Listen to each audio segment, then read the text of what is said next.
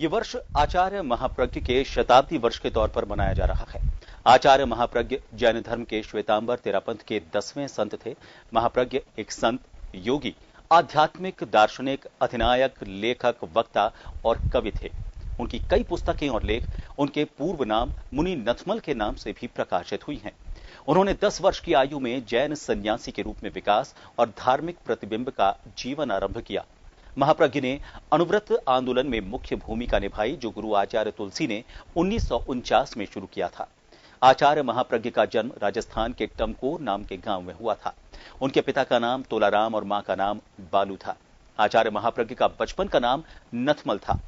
29 जनवरी 1931 को उन्होंने 10 वर्ष की आयु में अपनी माता के साथ तेरापंथ के आचार्य कालूगणी से दीक्षा ग्रहण की। आचार्य श्री तुलसी ने महाप्रज्ञ को पहला अग्रगण्य और हिसार में निकाय सचिव नियुक्त किया। आगे चलकर उनकी प्रज्ञा से प्रभावित होकर आचार्य तुलसी ने उन्हें महाप्रज्ञ की उपाधि से अलंकृत किया। तब से उन्हें महाप्रज्ञ के नाम से जाना जाने लगा। मानव जीवन को समर्पित उनके सिद्धांतों और प्रवचनों का प्रताप ही है कि देश के प्रधानमंत्री नरेंद्र मोदी ने उनके शताब्दी वर्ष के मौके पर उन्हें संकल्प के लिए जीवन का पैरोकार कहा।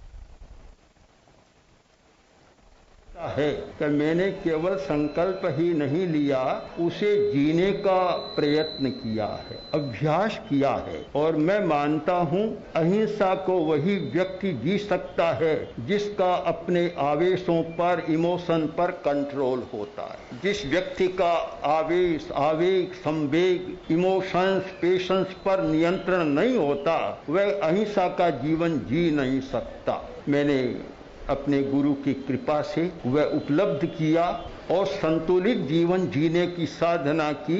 इसलिए अहिंसा मेरा धर्म है, अहिंसा धर्म है, अहिंसा नीति है और अहिंसा कूटनीति। वो अक्सर कहते थे कि मैं आचार्य महाप्रज्ञ जी के साहित्य का, उनके साहित्य की गहराई का, उनके ज्ञान और शब्दों का बहुत बड़ा प्रेमी हूं, ये वाजपेयी जी कहते थे। वाणी की सौम्यता, मंत्र मुग्ध करने वाले आवाज, शब्दों के चयन का